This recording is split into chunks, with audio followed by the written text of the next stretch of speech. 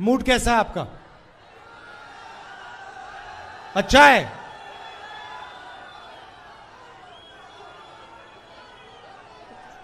ये जो लड़ाई चल रही है झारखंड के चुनाव में, इससे पहले लोकसभा चुनाव में, हर प्रदेश में लड़ाई विचारधारा की है।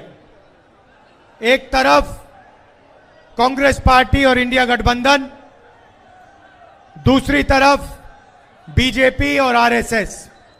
एक तरफ मोहब्बत, एकता, भाईचारा, इज्जत, दूसरी तरफ नफरत, हिंसा, क्रोध, अहंकार।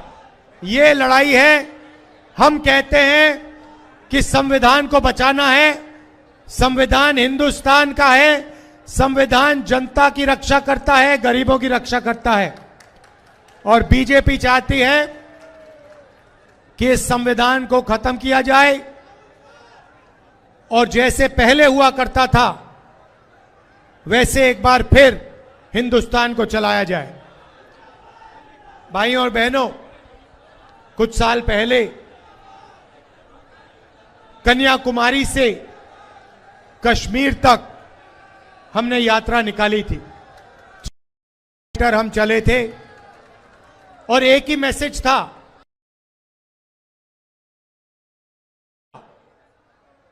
4000 किलोमीटर धूप में, बारिश में, आंधी में, तूफान में, बर्फ में हम चले। हमारा मैसेज था हिंदुस्तान को जोड़ना है, भारत को जोड़ना है, सबको एक साथ लेकर आगे चलना है। और हमने नारा दिया था, नफरत के बाजार में हम मोहब्बत की दुकान खोलेंगे। और यही हम आपको कहने आए हैं। नरेंद्र मोदी जी और बीजेपी के लोग, आरएसएस के लोग हिंदुस्तान को बांटते हैं, एक धर्म को दूसरे धर्म से लड़ाते हैं, एक जात को दूसरी जात से लड़ाते हैं, एक भाषा को दूसरी भाषा से लड़ाते हैं। कांग्रेस पार्टी हिंदुस्तान को जोड़ने का काम करती है। हम अंग्रेजों से लड़े और हमने आपको संविधान दिया। अंबेडकर जी ने, गांधी जी ने, इन सब ने आपको संविधान दिया। और आज अगर गरीबों की कोई रक्षा करता है, किसानों की कोई कुछ चीज रक्षा करती है, मजदूरों की, तो ये है हमारा संविधान। और मैं आपको मैसेज देना चाहता हूं, इस संविधान को कोई नहीं खत्म कर सकता है। इस संविधान की रक्षा हिंदुस्तान की जनता, कांग्रेस पार्टी, इंडिया गठबंधन करेगी। भाइयों और बहनों, आप जानते हो हिंदुस्तान में बेरोजगारी फैल गई है। जहां भी आप देखो, नरेंद्र मोदी जी ने और उनकी जो पॉलिसीज हैं, उन्होंने हिंदुस्तान में सबसे ज्यादा बेरोजगारी लाई है।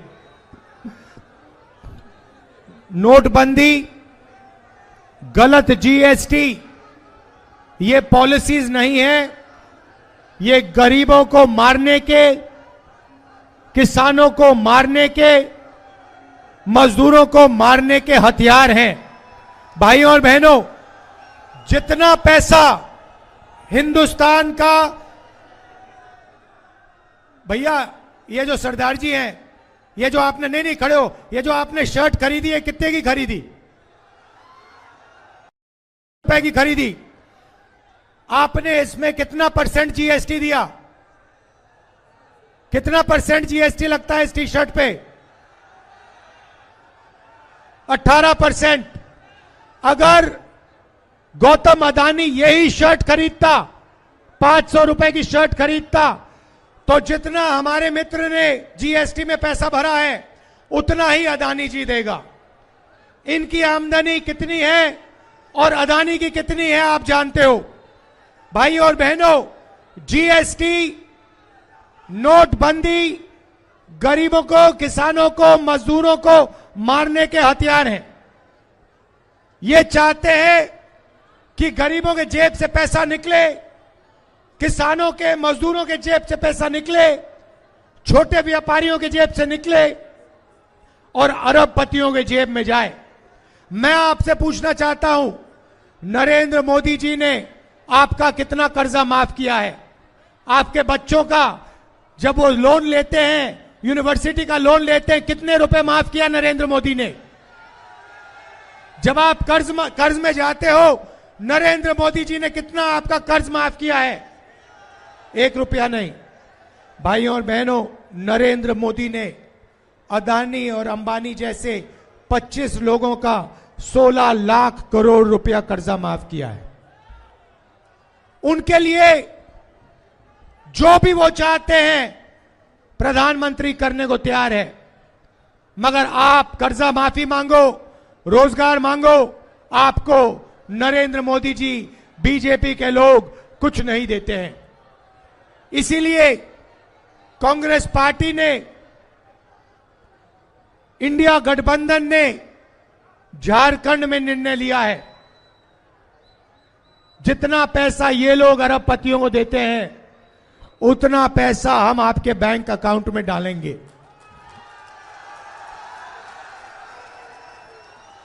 शुरुआत महंगाई की चोट हमारी महिलाओं को लगती है। पेट्रोल महंगा होता है, डीजल महंगा होता है, सब्जी अनाज महंगा होता है।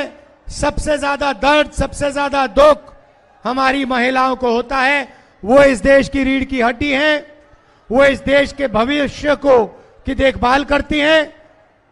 इसीलिए हमने सबसे बड़ा स्कीम झारखंड की महिलाओं के लिए बनाया है। भाइयों और बहनों, यहां पे जो महिलाएं आई हैं, हजारों महिलाएं यहां आई हैं, मैं आपको कहना चाहता हूं, झारखंड की महिलाओं को चुनाव जीतने के एकदम बाद इंडिया गठबंधन हर महिला को 2,500 रुपए बैंक अकाउंट में हर महीने डाल के देगा। जनवरी, फरवरी, मार्च, अप्रैल, मई, जून, जुलाई, अगस्त, सितंबर, पहली तारीख को आपके बैंक अकाउंट में खटाखट खटाखट खटाखट 2,500 रुपए सीधा अंदर जाएगा और आपको मिलेगा। आपको राशन 7 किलो हर व्यक्ति को हर महीने राशन मिलेगा और गैस सिलेंडर 450 रुपए का होगा।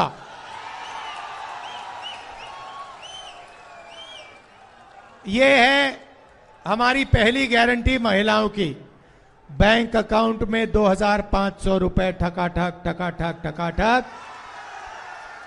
गैस सिलेंडर 450 रुपए का और 7 किलो राशन हर व्यक्ति को हर महीने।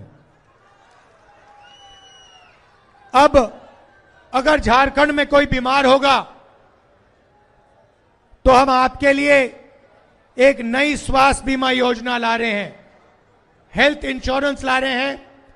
आपको कोई भी ऑपरेशन करवाना हो, कैंसर का इलाज करवाना हो, स्टेंट लगवानी हो, दिल का वाल्व बदलना हो, जो महंगे ऑपरेशन होते हैं, सरकार आने के एकदम बाद गरीब से गरीब व्यक्ति अस्पताल में जाएंगे और उनको फ्री में 15 लाख रुपए तक का इलाज झारखंड की सरकार देगी। आज आप कर्ज में जाते हो, स्टेंट लगवाने के लिए कर्ज में चले जाते हो, परिवार का परिवार डूब जाता है। हम अब हर गरीब व्यक्ति के लिए 15 लाख रुपए हेल्थ इंश्योरेंस का स्कीम ला रहे हैं।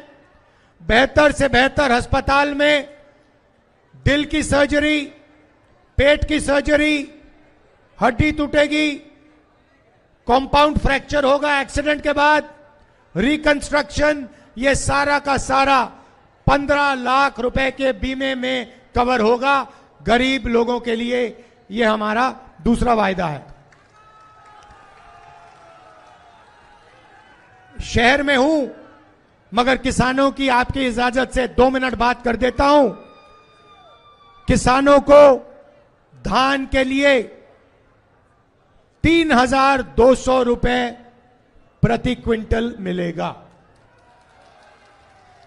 हम चाहते हैं कि गरीबों के बैंक अकाउंट में कैश इंजेक्शन हो, पैसा डालना चाहते हैं, क्योंकि हम जानते हैं जब हम गरीबों के बैंक अकाउंट में पैसा डालते हैं तो अर्थव्यवस्था चालू हो जाती है। आप लोग इस पैसे से चीजें खरीदते हो, मार्केट में जाके खरीदते हो, शर्ट, पैंट, जूते, सेलफोन खरीदोगे, डिमांड बढ़ेगा, प्रोडक्शन शुरू होगा, फैक्ट्रियां चालू होंगी और एक साइकिल शुरू हो जाएगी।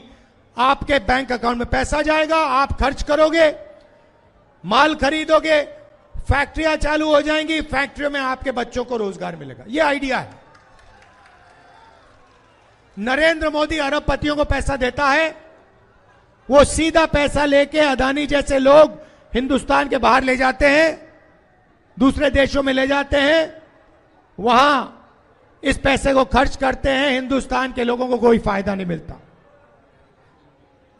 अगला वायदा युवाओं के लिए, नरेंद्र मोदी जी ने आपको बेरोजगार बनाया, मगर हम आपको आपकी शिक्षा के लिए हर ब्लॉक में एक डिग्री कॉलेज खोलने जा रहे हैं और हर डिस्ट्रिक्ट में हम प्रोफेशनल कॉलेज आपके लिए खोलने जा रहे हैं। 500 एकड़ का इंडस्ट्रियल पार्क युवाओं के लिए रोजगार देने के लिए हर डिस्ट्रिक्ट में खुलेगा और 10 लाख युवाओं को हम झारखंड में प्राइवेट सेक्टर में और पब्लिक सेक्टर में रोजगार देने जा रहे हैं, सरकार में रोजगार देने जा रहे हैं। आखिरी बात, एक आपके सामने दीवार बनाई गई है। कहा गया है कि 50% से ज्यादा रिजर्वेशन नहीं मिल सकता। मैंने पार्लियामेंट में साफ कह दिया और यहां मैं दोहराना चाहता हूं कि कांग्रेस पार्टी और इंडिया गठबंधन ये जो रिजर्वेशन में 50% वाली दीवार बना रखी है, इस दीवार को हम तोड़ के परे कर देंगे, हटा देंगे। झारखंड में दलितों को 10% से बढ़ाकर 12% रिजर्वेशन मिलेगा, आदिवासियों को 26% से बढ़ाकर 28% मिलेगा, पिछड़े वर्ग को 24% से बढ़ाकर 27% रिजर्वेशन मिलेगा। हम ये करके देंगे। भाइयों और बहनों, देश में 8% आदिवासी हैं, 15% अल्पसंख्यक हैं, 15% दलित हैं, 50% पिछड़े वर्ग के लोग हैं। मगर आज तक अगर आप पूछें तो यह सच्चाई लोगों को नहीं मालूम है। इसीलिए हमने कहा है कि हम जाति जनगणना कराना चाहते हैं। हम पता लगाना चाहते हैं कि इस देश में कितने पिछड़े वर्ग के लोग हैं। हमारा अंदाजा है कि 50% है, मगर हम पक्का पता लगाना चाहते हैं। हम पता लगाना चाहते हैं अल्पसंख्यक कितने हैं, दलित कितने हैं, आदिवासी कितने हैं, और उसके बाद हम यह भी पता लगाना चाहते हैं कि इस देश की संस्थाओं में, इंस्टीट्यूशंस में, कॉर्पोरेट इंडिया में मीडिया में अल्पसंख्यक कितने हैं, पिछड़े वर्ग के लोग कितने हैं, दलित लोग कितने हैं, आदिवासी कितने हैं और गरीब जनरल कास्ट के कितने लोग हैं, हम यह पता लगाना चाहते हैं। अब आप कहोगे भाई इससे क्या फायदा होगा, मैं आपको बताता हूं। भाई और बहनों, आप जीएसटी देते हो नहीं देते हो? आपको पता भी नहीं लगता। शर्ट खरीदते हो जीएसटी, खाना खाते हो कहीं जाके जीएसटी, दुकान में चीजें खरीदते हो जीएसटी, आपके जेब से हर सेकंड जीएसटी निकलता है। जीएसटी निकलता जाता है, निकलता जाता है, निकलता जाता है। कहां जाता है वो पैसा? वो पैसा हिंदुस्तान की सरकार के पास जाता है और फिर हर साल हिंदुस्तान की सरकार निर्णय लेती है कि उस पैसे को कैसे खर्च किया जाएगा। सही बात? शिक्षा में कितना जाएगा, दलितों को कितना मिलेगा, स्वास्थ्य में कितना जाएगा, पिछड़ों को कितना मिलेगा, अस्पतालों में कितना जाएगा, अरबपतियों का कितना कर्जा माफ होगा, ये सारे के सारे निर्णय हिंदुस्तान की सरकार लेती है हर साल एक बार। उसको हम बजट कहते हैं। आपने देखा होगा पार्लियामेंट में सूटकेस लेके, ब्रीफ केस लेके फाइनेंस मिनिस्टर आती हैं, ड्रामा होता है पूरा, देखा आपने? देखा है ना? वो देश का धन बांट रहे हैं। और आपने इस बार देखा होगा उन्होंने मक्खन बांटने के बाद वहां पे अफसरों की फोटो लगाई। देखा ना आपने? देखा ना? उसमें भाइयों और बहनों ना कोई पिछड़ा था, ना कोई दलित था, ना कोई आदिवासी था। अब मैंने पता लगाया, मैंने कहा देखो पता लगाते हैं ये हिंदुस्तान का धन जो बढ़ता है इसको कौन बांटता है। पता लगा कि 90 अफसर इसको बांटते हैं, आईएएस अफसर हैं। मैंने उनकी लिस्ट निकाली, मैंने कहा पता लगाता हूं ये हैं कौन। 90 में से भाइयों और बहनों एक अफसर आदिवासी था, 90 में से एक अफसर आदिवासी, 3 अफसर दलित, 3 अफसर ओबीसी। बात समझिए, 90 में से एक आदिवासी, 3 ओबीसी, 3 दलित। और फिर मैंने पता लगाया, भैया पता लगाओ ये जो पैसा बढ़ता है इसमें डिसीजन कौन ले रहा है। आदिवासी अफसर ने कितने रुपए का निर्णय लिया, दलित ने कितने रुपए का निर्णय लिया, पिछड़े अफसरों ने कितने रुपए का निर्णय लिया। आप हैरान हो जाओगे।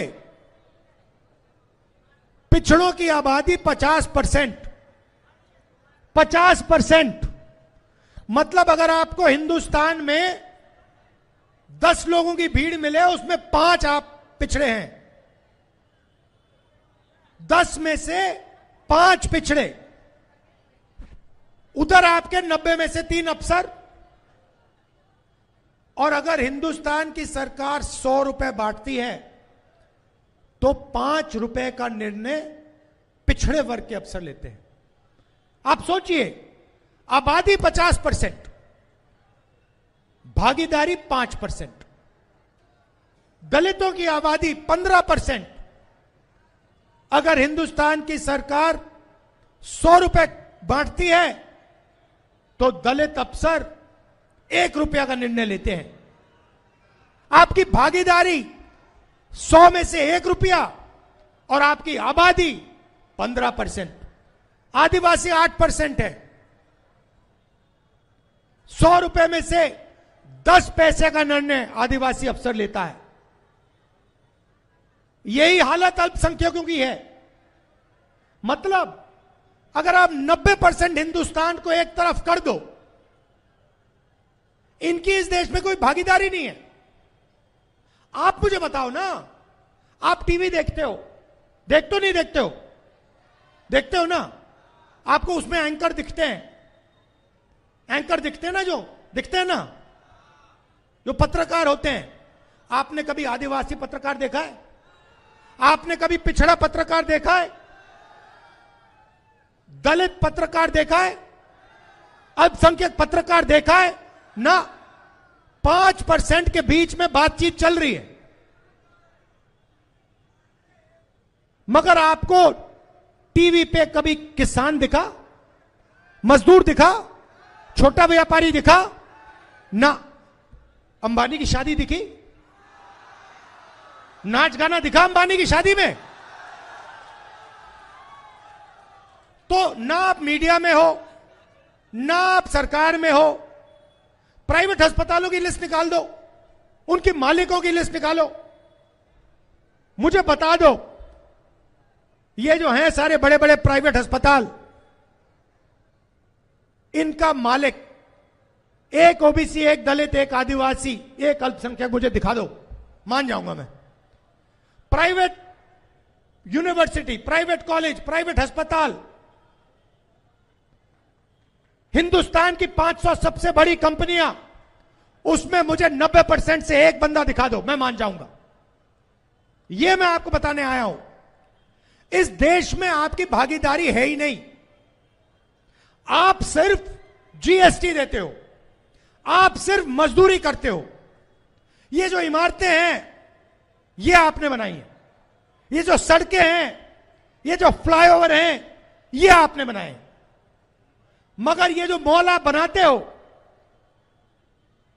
इनमें जो रेस्टोरेंट हैं, इनमें जो दुकानें हैं, आप इन दुकानों में, इन रेस्टोरेंट में अंदर ही नहीं जा सकते।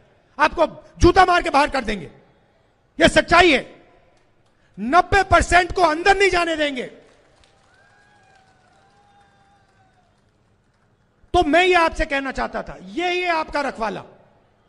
यही हिंदुस्तान के गरीब को, कमजोर को, किसान को, मजदूर को, छोटे व्यापारी को बचा सकता है। और अब नरेंद्र मोदी, बीजेपी, आरएसएस इसको खत्म करने की कोशिश कर रहे हैं। मैं आपको बता रहा हूं, इसको हम कभी छूने नहीं देंगे। खत्म करने की बात छोड़ो, छूने नहीं देंगे।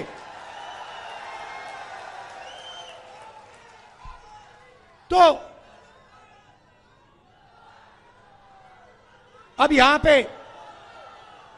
पे मैं आपको जमशेदपुर की बात बनाना चाहता हूं। देखिए, मैं क्या चाहता हूं? मैं चाहता हूं कि सबसे ज्यादा फायदा देश में जो 90% है, गरीब लोग हैं, किसान हैं, मजदूर हैं, छोटे व्यापारी हैं, मैं चाहता हूं कि सबसे ज्यादा फायदा उनको मिले। इसीलिए मैं पार्लियामेंट में मैंने साफ कह दिया, मोदी जी के सामने कह दिया, सामने कह दिया उनके, मैं नहीं डरता उनसे।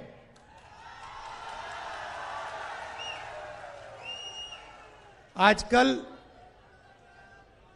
मैं नहीं डरता, बात समझ लो, मैं नहीं डरता उनसे।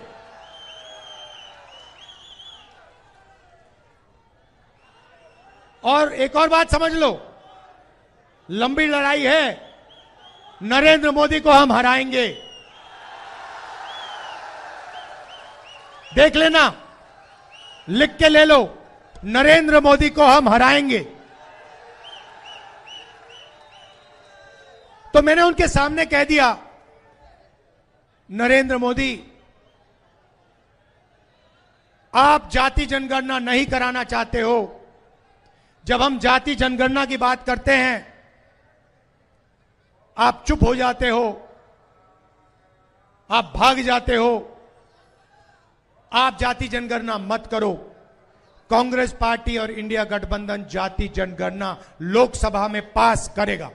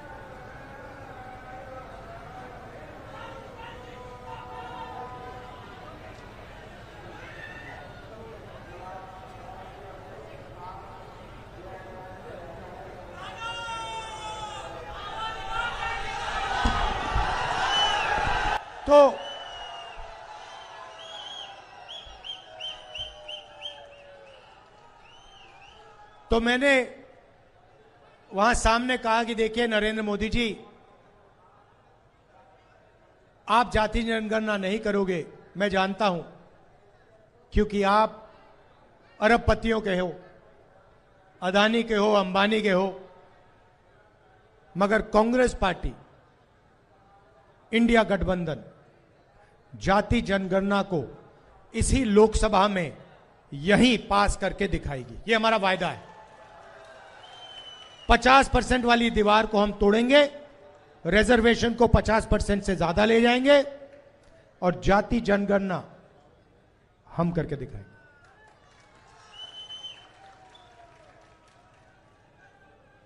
तो ये मैं आपसे कहना चाहता था। देखिए, मेन बात क्या है, ये देश सबका है, हर धर्म का है, हर जात का है, हर भाषा का है, और हम सबको एक साथ मिलकर भाईचारे के साथ, मोहब्बत के साथ इस देश को आगे ले जाना है।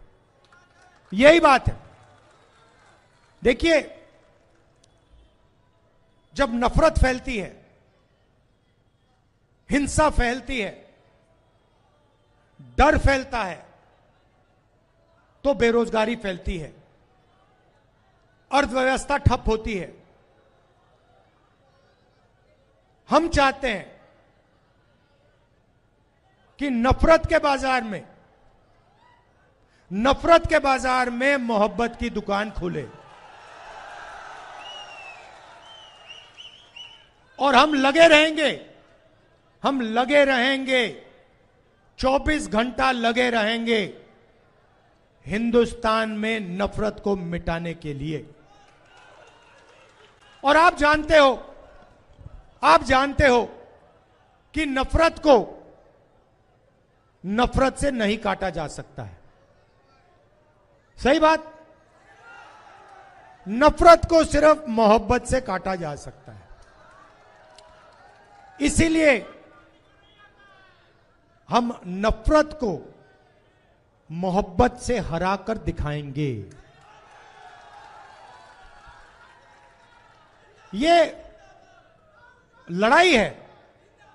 एक तरफ नफरत से भरे हुए लोग हैं, डरे हुए लोग हैं, आरएसएस के लोग, बीजेपी के लोग, इनके आपने चेहरे देखे होंगे, मुस्कुराते नहीं है ये लोग। कांग्रेस का नेता होता है, मुस्कुराता है, कैसे हो भाई, कैसे हो, ठीक हो, क्या हो रहा है। बीजेपी के नेता ऐसे देखते हैं। अंदर नफरत है, अंदर डर है। तो इनके अंदर जो नफरत है, इनके अंदर जो डर है, इसी को हम मिटाने जा रहे हैं। यह लड़ाई है। और ये जो है ना, इसको बचा के रखना है। यह आप सबकी जिम्मेदारी है, हमारी जिम्मेदारी है, देश के युवाओं की जिम्मेदारी है। इसको आप भूलिए मत। अगर इस पर कोई आक्रमण करे, हिंदुस्तान की एकता पर, भाईचारे पर, तो फिर आप डट के उसके सामने खड़े हो जाइए। हम आपके साथ हैं, हम भी खड़े हैं। एक साथ मिलकर संविधान को बचाना है और इसकी रक्षा करनी है। मेरे लायक कोई भी काम हो, हमारी यहां जब सरकार बनेगी, मेरे दरवाजे आपके लिए खुले हैं, यहां और दिल्ली में लोकसभा में। आप सबका दिल से बहुत बहुत धन्यवाद।